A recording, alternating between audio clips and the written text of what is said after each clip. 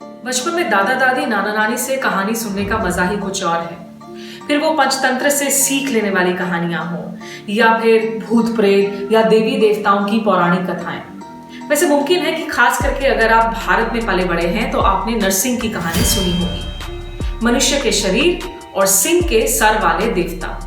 वैसे नरसिंह की कहानी एक अच्छी मिसाल है कि कैसे हम झूठी खबरों, जहरीले बयान, ध्रुवीकरण और साथ ही प्रोपेगेंडा या झूठे प्रचार से लड़ सकते हैं। कैसे, ये मैं आपको बताऊंगी मीडिया बुद्धि के इस एपिसोड में। हाय एवरीवन, मैं स्मिता शर्मा हूं। देखिए, नरसिंह का शरीर आधा नर और आधे शेर का है। उसके तीखे पंजे हैं, वो बेहद क्रूर और डरावना भी है और वो विष्णु का अवतार है। और भगवान विष्णु ने नरसिंह का अवतार लेकर असुर हिरण्यकश्यप का वध किया था। दरअसल जब हिरण्याक्ष का वध हुआ तो उसका भाई हिरण्यकश्यप देवी देवताओं से बेहद क्रोधित हो गया था और उसने कठोर तप किया। तब ब्रह्मा से मिले वरदान की वजह से उसे असीमित ताकत हासिल हुई और वो अजय बन गया। तो आखिर क्या थी ये जादुई शक्तियां?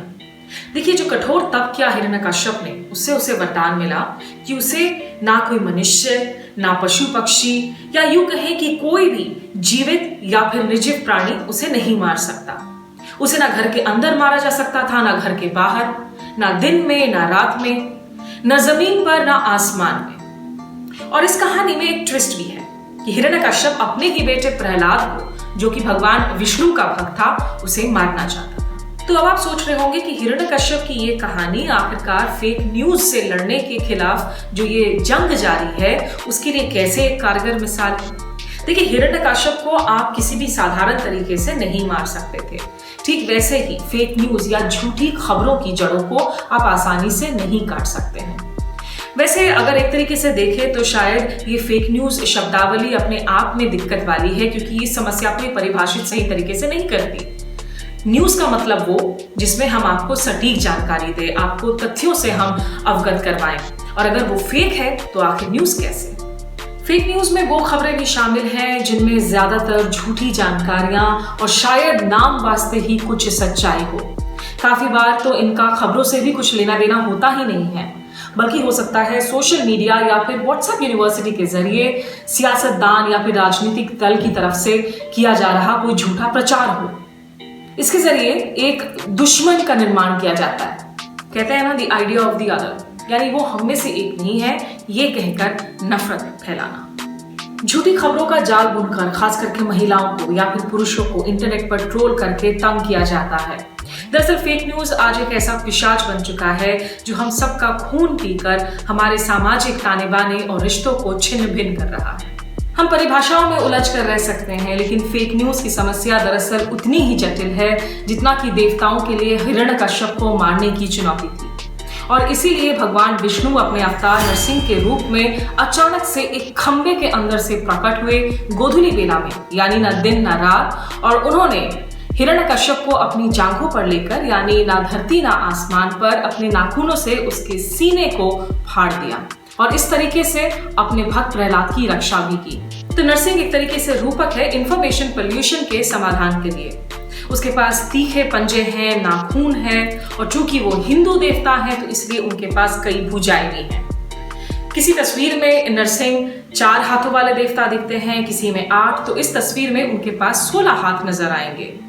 ठीक वैसे ही फेक न्यूज या फिर प्रदूषित सूचना से जूझने के लिए हमें भी कई हाथों की जरूरत है, भले ही 16 नहीं, लेकिन कम से कम 5 तो सही। तो ये है फेक न्यूज से लड़ने के लिए 5 हाथ, या यूं कहें तो 5 तरीके।